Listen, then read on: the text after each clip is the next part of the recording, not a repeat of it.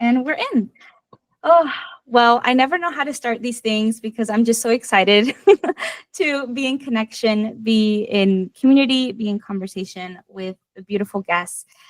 This is my sister, my former coworker, mentor, Vanessa Correa, and I'm so happy to have her on. I will get into her bio, but I just wanted to say welcome. Thank you for being on the podcast. Thank you, Raquel. I am so proud of you. And we were just talking about how this is already like episode 70, which I think is awesome. And I just love the energy that you put out in the world and the space that you create for people to really find themselves and find what is going to make their lives meaningful and valuable and all the above. So thank you. Oh, thank you. Oh man, I'm a Cancer sun, you guys. She's gonna make me cry. Oh man. Okay. Well, let me give you her bio and then we'll get into it.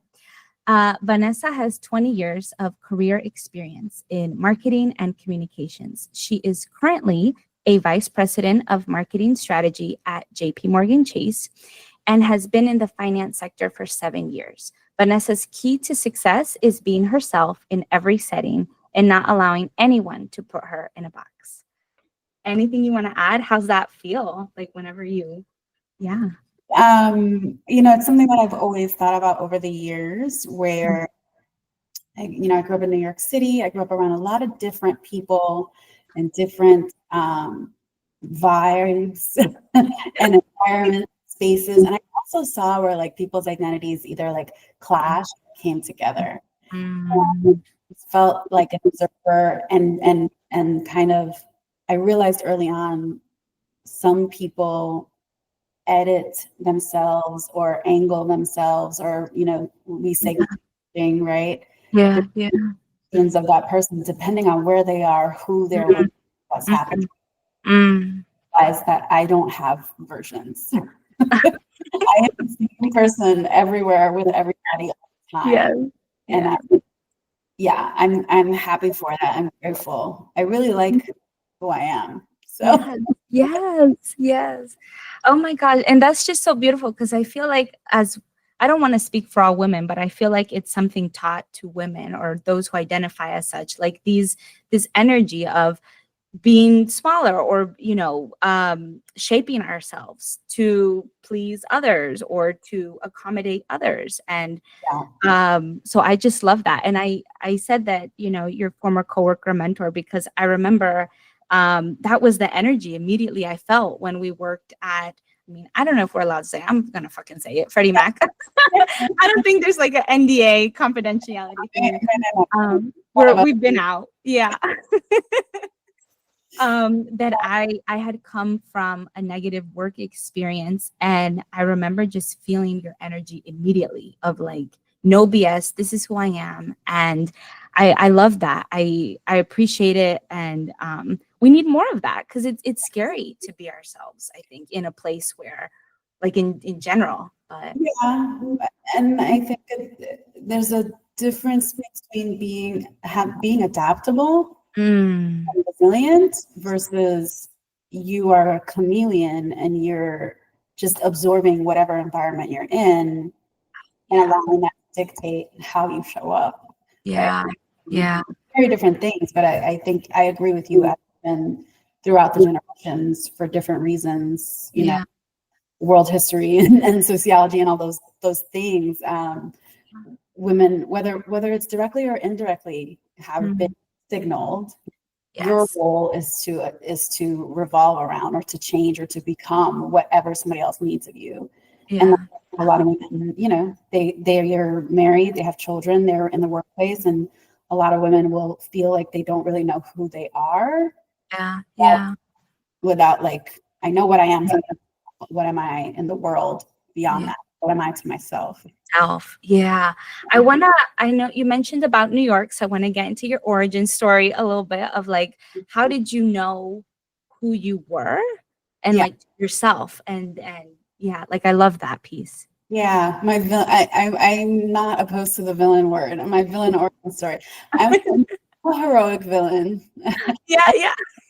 Along the years, not everybody has appreciated my energy the way that you did. I think sometimes, especially at work, people, they want your creativity, but not your honesty.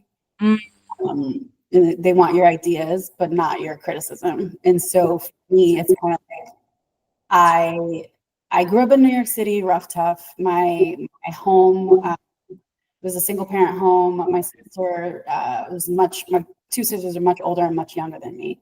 So I kind mhm. of raised my younger sister, who's 12 years younger than me. New York City in the 80s and 90s, people have Yeah, heard the stories, right? But yeah. also that unfortunately, my home, like I experienced every kind of abuse as a child, Mm, mm, both emotional, mental, verbal, sexual, all of it, financial mm, abuse, right? So mm. by the time I turned 18, I had an awareness. Thankfully, I'm grateful, Yeah. despite what I went through. I was able to separate my abuser from my own identity Mm. by the time I was 18. I had been doing research like my freshman year in high school about Wow. why my parent was the way that they were, um, Mm, understanding narcissism, understanding like a lot of things that, in the 90s, late 90s, early 2000s still weren't being discussed yet. yeah, At the yeah. time I was able, I knew from 12 to 17 years old, one day I'm going to turn 18 and Mm, I'm going to have agency and I'm going to decide, I will be free from this person running yes. my life and I'm going to be able to run my own life. Uh, Mm, how do I prevent myself from mm, becoming what I grew up with or becoming like my abuser or becoming, someone, the one thing that I never had was mm. constant. It was a constant environment of dysregulated nervous system. Only emotion usually was anger, right? There was no laughing. There's sometimes if there was crying, it was crying privately by yourself. Yeah, yeah. Like, you know what? I refuse to be dysfunctional. I don't Mm, want my parent mm. live without peace. So Yeah, peace ended up being like my main goal in life was yeah, to be yeah. with myself and with everybody else. Wow, wow. Yeah. Oh my gosh. And that's so, I mean, peace, I feels like what is peace? And peace is feels so unsustainable. Like when people say, I just want to be happy, but it's like it takes a lot to surrender, to feel that and like to allow it. Because what if we finally have the peace, but it's like we didn't embrace it or like surrender to it. Did you figure like when did you know or how did you find it or feel it or that what meant peace for you and like for yourself, but then also like in your career as like you've navigated things, how I Yeah. guess it's a lot of questions in here, but like how did you sustain it? So what I would not want to do is play peace with happiness. Mm, Peace is a state of being, happiness is an emotion, it comes and goes. Life by again, because of the rough way I grew up, mm, I love who I am now. So I don't wish that my childhood had been different. okay. Or Yeah. I don't hate the things that made me who I am because I love myself. Yeah. Yeah. It's, people hear abuse and it's unfortunate, but I'm very pragmatic in that sense where I'm like, that's Yeah. so common. That's right. Yeah. A lot of people, Yeah. especially in the country at this day and age, some Yes. form of abuse. We have 40 million Americans who have anxious disorders. We have 20 million Americans who are diagnosed with depression. Like Yeah. it, where we are in society, right? For Yeah. me, what it was learning who I am. I didn't have that when I was a child because I constantly had to worry about my abuser attacking me or taking care of my sister. Mm, One, now I have the time, space, and the freedom. Who am I really? What are the things that I do when yeah. I experience pain, when I experience problems? How do I react? How do I manage my own emotions? There was Yeah. a time, especially in high school, when anyone could make me angry. Mm, Through a lot of reading, I was both like very gangster and very at the same time. yeah. Like I was raised, but my mom didn't have a babysitter for me. She sent me to the library after school, and I read, and I was always reading. Oh.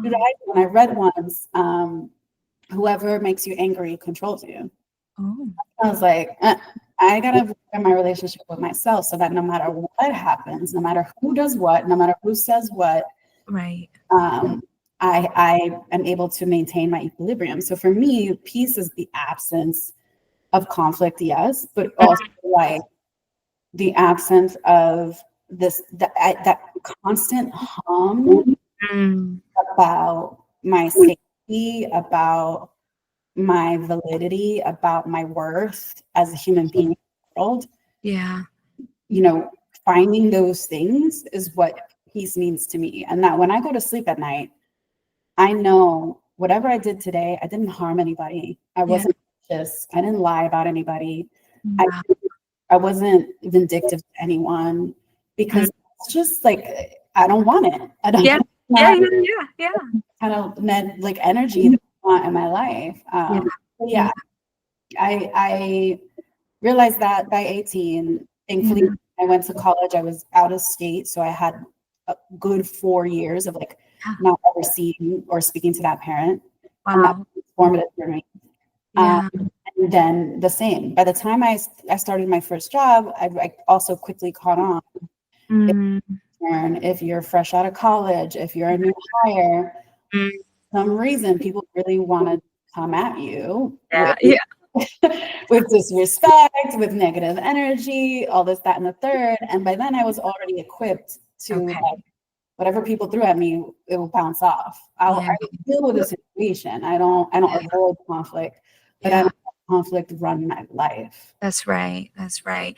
And that was going to be my other question is like, how do you translate that or like adapt that in the workspace? Because I think that's work. I mean, here in the US, it feels like work is life, you know. Oh, what do you do? And where do you work? And all these things. It's like the first question out of people's Yeah. mouths instead of like, who are you? Or how really are you? So I Mhm. was gonna ask, but it seemed like you were already answering. How do you stay being like I know you are you and you're like fearless about it, but like for people who are scared or not as used to it, like how do they start to get that muscle memory of like just showing up?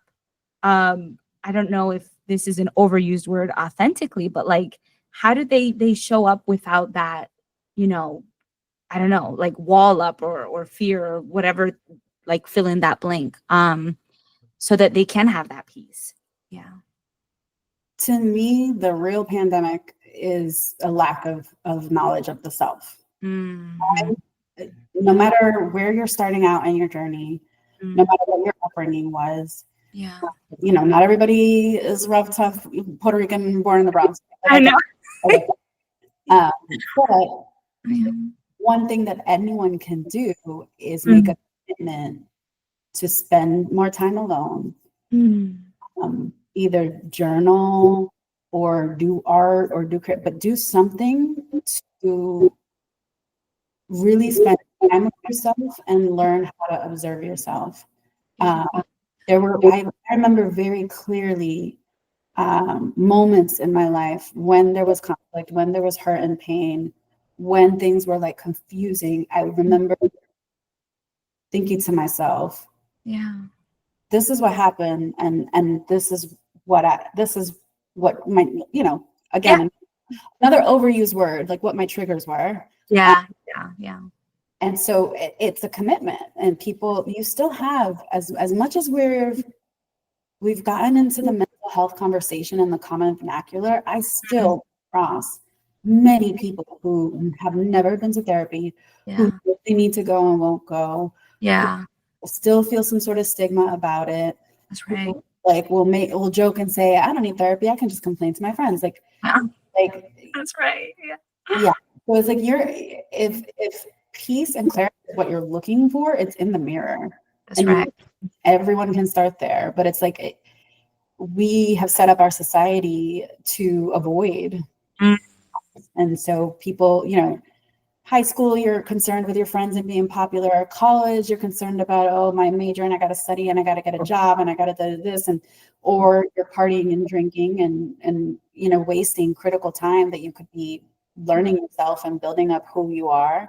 Then Yeah. people, they start college, they start their first job, they get married before they even know who they are. They have kids before they even know who they are, right? So it's like That's right. That's always going to be the first step, regardless of where you are in life. If you are unhappy, if you don't have peace, you need to have explore your relationship with yourself. And thankfully now there's so much more, Yeah. culture and social media and other things about that topic, about emotional regulation of your nervous system and having a relationship with yourself and observing yourself, Yeah. and letting go of things that really aren't you. And you just have done it out of habit, or you grew up that way, or it was a defense mechanism that's now getting in the way of you and yourself. Yeah. Wow. Oh my gosh. And I was gonna ask, I mean, I feel like you're already answering questions as I come up with it, which is great. But I do want to ask one of the ones that I did send to you before is so there's like resources and people who like depending on finances or whatever it is, are there, I guess it's a two-prong. One is what's an easy way for people to start to like, is there a book? Is there shows that you would recommend in general? But then the main question is there media that shape your life? I know you mentioned that book in the library or something, but I'm Yeah. just curious in general, like something that might help people as they're at that crossroads, but then Yeah. also like what helped you in the villain origin story when you were at your crossroads. What changed you there? Mm-hmm. Yeah, I'm gonna flip it and go like in on a macro scale. When I was a kid, I mentioned that my mom did not pay for a babysitter when I left school K through 8. Like obviously when I was 5 or 6 years old, she had to drive me around. But 8, 9, 10, 11, 12 years old, I walked to school or to, and so there was from my public school within walking distance, Okay. 3 blocks, there was a big old, New York Public Library. And I read, I remember clearly between 8 and 9 years old, reading every single book that was in the kids section. And I ran out of books to read. So then I started reading in the adult section, and I read ridiculous things. Like I could read, not that I knew what all of those meant. Say, Vanessa, holding out on us. Just reading and like random things. I was reading the encyclopedias. I was reading cookbooks. I was reading War and Peace. Like ridiculous. Like why was I? You know what I mean? But it's like I had nothing else to do for hours and hours for years and years. So all of that, I read fashion magazines. I learned early on, one, growing up in an international city, but two, never really leaving that city for any period of time. With small exceptions, my mom had 6 brothers and sisters. One of them lived, her younger sister lived in Massachusetts. And I spent one summer out there going to camp, like, in the country. And it was like eye-opening. And then I became obsessed with trees and kinds of birds and like constellations, right? So like along the way, I realized the world is a very big place and I am very small. In some ways, it's really comforting, right? Like, yes, your life has meaning. Yes, your life has purpose. But at the end of the day, like, not all of us are Alexander the Great. You know what I mean? Like, we're not, history is not going to remember us, and that's okay, right? So that was something that kind of like, my relationship with myself, but also my place in the world, and not being anxious that my place in the world was small. I had impact on my family and friends, but in the grand scheme of things, it ain't that serious. So it helped me bring my shoulders down from the tension and the anxiety that I felt in growing up in a household. Like, their world, there's a bigger life in this, there's a bigger picture, and this just right now, and I'm going to come out on top of it. One book specifically that I would recommend to people, there's a woman named Dr. Nicole Lepera. She goes by the holistic psychologist. She has millions of followers on Instagram and other platforms. What I appreciate about her, though, is that she keeps her resources, whether it's books, whether it's community circles and online events, she keeps them affordable. Because at scale, the number of these souls she's in Me Too, but two, she left mainstream Western mental health practice because it wasn't making people healthy. That's right. Yeah. Yeah. So the name of the book, she has several books, but one of them is How to Meet Yourself. That's That's literally the name of the book. beautiful. And Wow. I think that people start there. Yeah. Wow. Okay. Yeah. And then was there a music? I'm gonna broaden music, movie, show, or book from, I feel like Puerto Rican Matilda, for those who haven't read Matilda. But was there anything that like impacted you that like set you off on the journey, or was it like a compilation of music, books, shows, like I don't know, that created like this mosaic or like this encyclopedia breadth of self-knowledge? I So think yeah. so. Please. One, I had an unfortunate incident in kindergarten where Mm. uh, up to a certain age, I was like a mouse. Like I was so quiet. My mom would like forget me places. She would leave without have to go back to bed. If you go sit on this chair and don't move at 4, 5, 6 years old and came Yeah. back 5 years later, I'd still be sitting there. Yeah. But I give that context to say in kindergarten, for some reason, I was fighting with this little boy. Okay. And the parents ended up being called and they were trying to figure it out. And my mom asked me, why are you, like, and she's a social worker. Okay. And Okay. she said to me, why are you fighting with this little boy? And I said, I don't know, Mom. I think it may be because he's Black. Oh. He's the only Black boy in my class. And there Mhm. was Hispanic, there was white, there was Asian, but he was the only Black boy. And so in my little mind, I was like trying to figure out what is different about him. Okay. I started sobbing Oh. and like, but she beat me like so hard. Like she like the double beating. And she was like, we will not have racism in this house. Mm. He was 13 years old when Martin Luther King was assassinated. And so she remembered all of that. She lived in the 60s and 70s as an adult in the United States. So her concern was my child is not going to have any racist ideas. Come to find out much later, the little boy, he had epilepsy. And so he was irritable. And, Oh. he only fought with me because I was sitting next to him. Um. Right. But I tell that story to say immediately after that, once we both calmed down, she was more, I wasn't crying anymore. She explained to me, we're Puerto Rican. Puerto Ricans are mixed up of everybody. There's this little land in the, island in the middle of the ocean, and people came from everywhere to that port. And Puerto Rican people are beautiful because we can be white and blue-eyed, we can be Black and black-haired, we can be everything in between. That's what makes life beautiful. And like all children are God's children, and wherever they come from. Yeah. You know what I mean? So for me, being Puerto Rican specifically was a global idea. Okay. Like obviously, Puerto Rico has been a colony of the United States for decades. But at the same time, I felt it kind of distinct from other Latin American countries where there were predominant racial groups. That's right. And some of them did not mix at all. Whereas Puerto Rico was so small and so much was going on back and forth. Yeah. It was, Hawaii and mixture. And some Puerto Rican people look very Taino, very native, and other Puerto Rican people look very European, and other people, That's right. That's right. So for me, and I was talking about Puerto Rico, obviously in New York, there's more Puerto Ricans in New York City, I believe, than on Island. I was taught that as well. Like, yeah. Puerto Rico is not any one thing. It's a rainbow and all of the things together. Yeah, so yeah. My like both sides of that identity coin.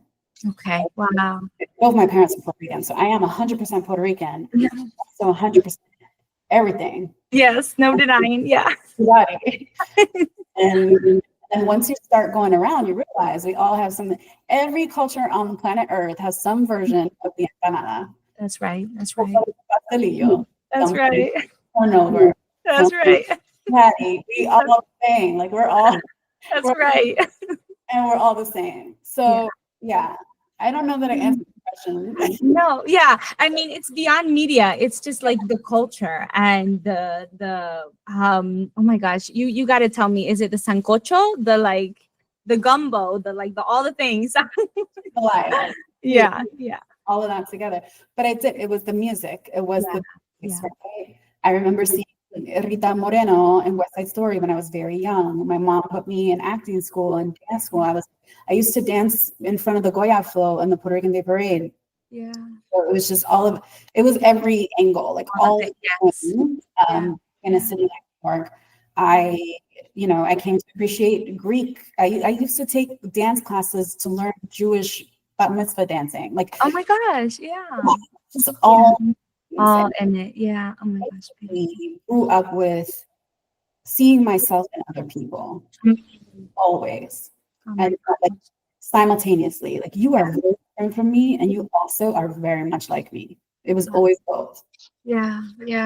And we're missing that. I feel like that's so the piece about knowing ourselves and also knowing ourselves through the eyes of others, like being in walking in someone else's shoes and critical thinking and being able to surrender. Like these things feel basic, or like they're set on Instagram, like just do this but it's for people who aren't used to it, or the cultural whatever it is, or like whatever was role modeled is so hard. And I feel like coming back to that, or for those who have never had it, like I don't know, any words of wisdom or anything like that. And if you didn't happen to grow up in New York City where there are a lot of people from all over the world, then exposure is up to you, right?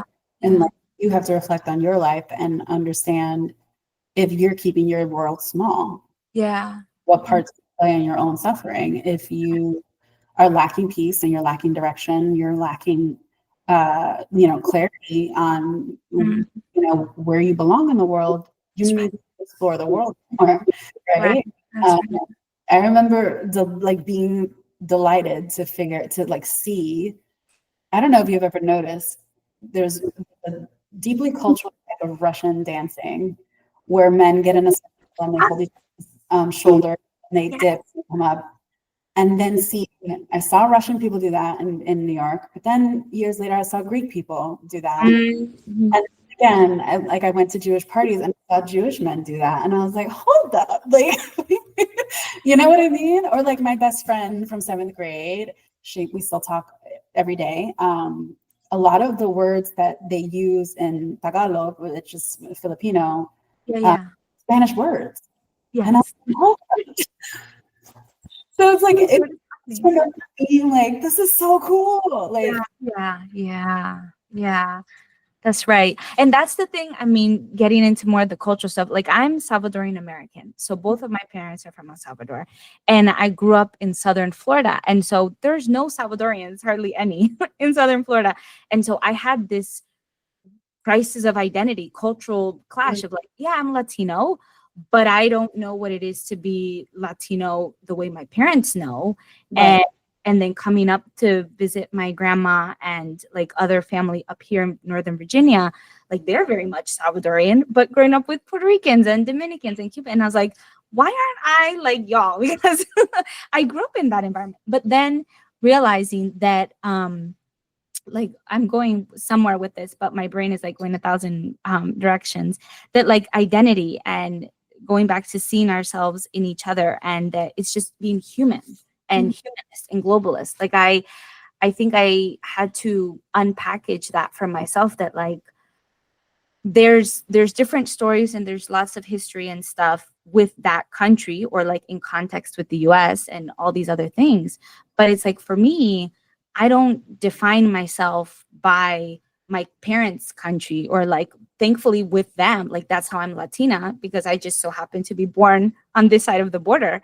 But like it's for me, like I love what you said about seeing ourselves through the like someone else, because that for me is the biggest hallmark, is when we're at work, when we're showing up in any sort of relationship, it's the humanness of like, besides the color of our skin and gender and like all of that, it's like what brings us together.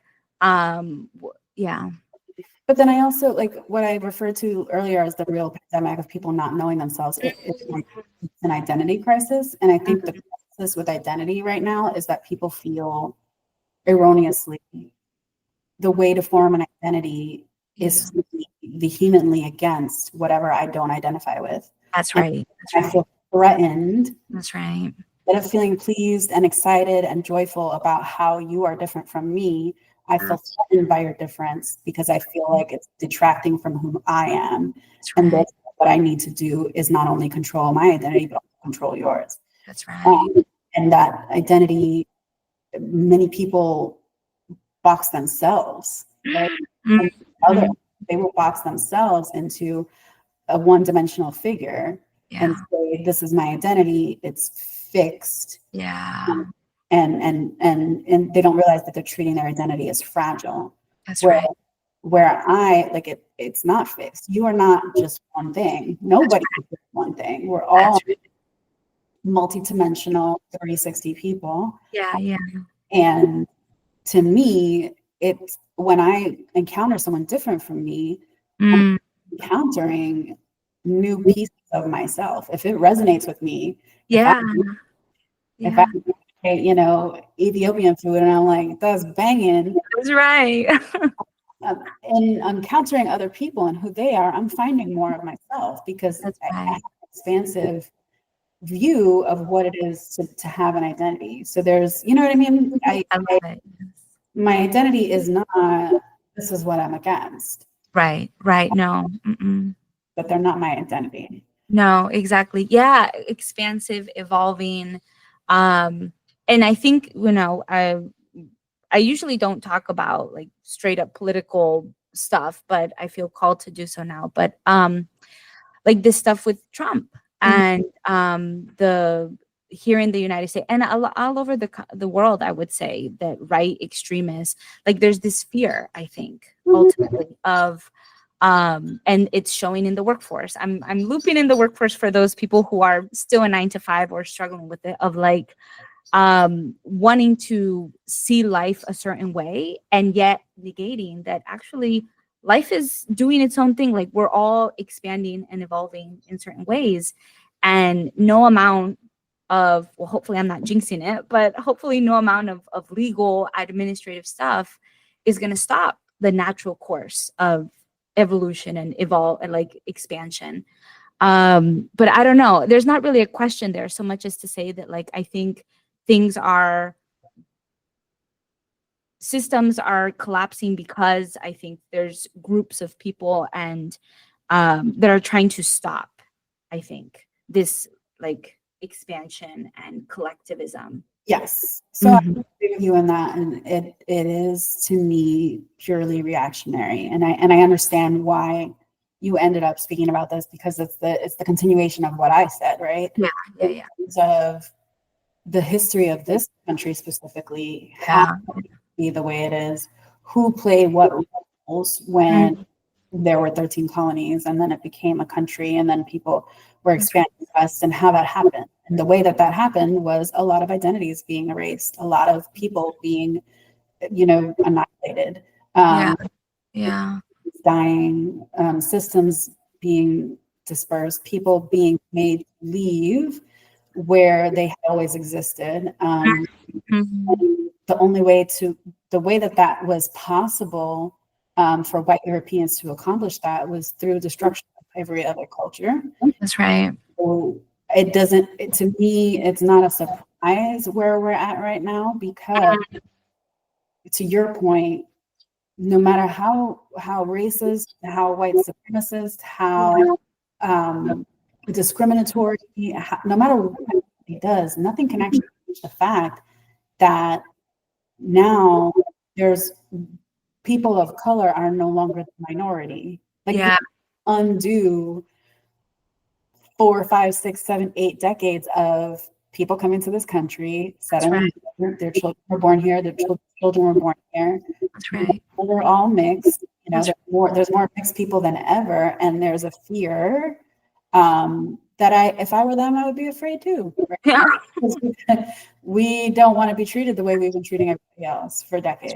That's right. But I will say, to the point of this podcast being about careers, yes, I think the conversation that I haven't seen taking place anywhere, obviously, in my limited, I'm just one person in the industry. Right.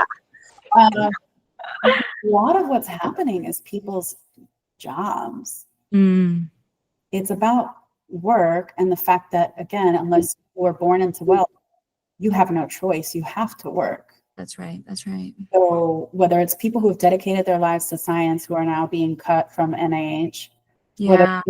people who have dedicated their lives to the military who now have a commander-in-chief, Yeah. it's a crisis, right? Yeah. People who it's I think it's very interesting. And then you have the news media. It's people's livelihoods for the most part. The That's right. people who are not affected financially by everything that's happening are the 1%, but the rest of us, That's we right. have to earn in order to put a roof over our heads, in order to eat, in order to live, we have to, Yes. and we spend the majority of our lives working. And so I think this current moment, Mm. in politics and world history, I think a lot of what the Trump administration, Mm. that knife that they're pushing into people is about their livelihood, about their That's right. That's right. That's right. um, Yeah. so to your point, it who we are, Mm. and how our careers um, take shape Yeah. Yeah. Yeah. are intertwined, and Yeah. they can't not be. Yes. Um, Right. so Yeah. there's something where it's like, Yes. we who are, here now and Mm. having to make decisions about who we vote for, having to make decisions about whether we donate to campaigns or volunteer That's or right. attend protests or whatever, That's right. that is coupled with this Yes. usual, I know. Yeah. these unprecedented times, and Yeah. continue to go to work, because if not, what's going to happen? Right. Yeah. No, exactly. Yeah. And it's like creating your own safety net when there's probably never been role modeled or provided or anything. But the safety net is external, like money and managing up. But the going back to like knowing ourselves, what is it that we need for nervous system regulation?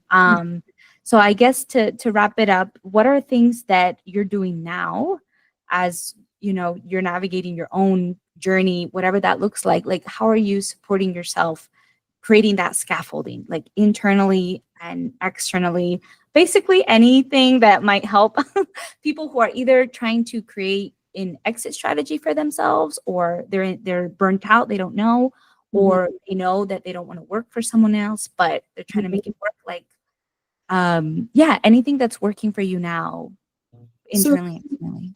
two things I will say. Like, I understand the purpose of your podcast, and your audience is generally people who are trying to exit out of corporate America, exit out of the 9 to 5, and find Mhm. an alternative way to provide for themselves without being in the system. That said, I'm not your target audience. I have No. no intention of starting a business or finding a way. Yeah. But at the same time, it takes a lot of daily work to be in the system and not be weighed down by it. Right, right, right. And I work in DEI, Yeah, which like hit a major high and then came crashing down, right? yeah, yeah. And so I've been burnt out myself. Mhm, 6 to 12 months. I'm mhm, struggling to keep my hope alive, struggling to keep my motivation with myself. And so the thing mhm, that when George Floyd was murdered in 2020, mhm, I was still at Freddie Mac, and I mhm, had a decision at that time. One, because my system is compromised, so I couldn't attend mass events, and I hadn't been vaccinated against COVID yet. And mhm, second, I had a recent knee injury that was still healing. And mhm. that was the light bulb moment in my life where it's like, I'm in marketing. Literally, it is so wild and bad. Every industry needs marketing. Every country needs marketing. Every That's right. product needs marketing. Every service needs marketing. How do That's I right. whittle it down Yeah, to I know I'm never going to look back and regret doing, to yeah. know I'm never going to get tired of doing, to what I Mhm. know, like at the end of my life, when I'm on my deathbed, I can feel satisfied with the impact that I had Yeah, work. And so yeah. like, I'm working on DEI in marketing, and that has really helped me. Um, Mm. when I think about my career between Yeah, and 65, yeah, yeah. it's a very narrow focus of which company even bother applying to. It's a very narrow focus of which skills do I add to my skill set in service of that North Star that I have for myself. And for me, what I've been having to do the past weeks, months, recommit. Like, I already know what I want for my career. Clarity is second to movement. Clarity comes after courage. I have to have the courage to double down on my purpose and not allow what's happening to switch from that, right? I could give up on the idea of, especially as many companies have gotten rid of it. Double down on, I'm not going to let the world, I'm not going to let corporations, I'm not going to let the politicians, I'm not going to let the Trump administration down the North Star that I found for myself. That's right. Yeah. I know what I want to work on. I know what that needs to be done, and I'm going to figure out how to do it. But it is an intentional, basically taking like almost maintenance of mental emotional state to be committed to that. And like I almost forgot about that clarity that I had in terms of I have to revisit it. Once you do figure out who you are, once you do figure out what it is you want, you have to go back to it again and again as things around you change. That's right. That would be my advice to people, to figure out, like, just because you figure it out doesn't mean you figured out once for all. You're one and done, set for life. No, right? No, it doesn't mean that it doesn't like morph. DEI in 2025 looks very different than DEI in 2023 when I was hired in the role that I have now, or DEI in 2020 when, the same folks who are rushing to get rid of DEI now were the ones who are rushing to put it together. That was just 5 years ago. So crazy things are going to happen. You have to be your own anchor in your life. And that's how you find the clarity. You move forward not knowing, but one step in front of the other, and the path becomes clear, right? That's right. No, that's right. Yeah. I could add more, but I don't. I feel like that was mic drop and I loved everything. So we're just going to tie that up in a bow and say, where can people find you if they want to see what you're up to, or if you ever become a speaker, people can find you. Journey. I'm going to do in my spare time. But I have spoken at a couple of events in the past couple of years and have links and everything. Mostly on my LinkedIn profile, which I believe is mostly public. There's so many different like settings and levers and things you can click these days. But it's linkedin.com/in/Correa Vanessa B, which I think you'll link. And anyone who may see this and hear this and want to connect with me or learn more about what I have to say in the world is welcome to find me there. Yes, please, you all. I'm telling her to be a TED speaker, but Wait, let's both tag the TED company. I know. I'm gonna be like, I will watch. Well, this was so awesome. I mean, I love you so much and admire you and respect you and appreciate you and all the things. So same, right back at you. Thank you so much. And thank you all for listening. So catch you on the next one. I never know how to end. So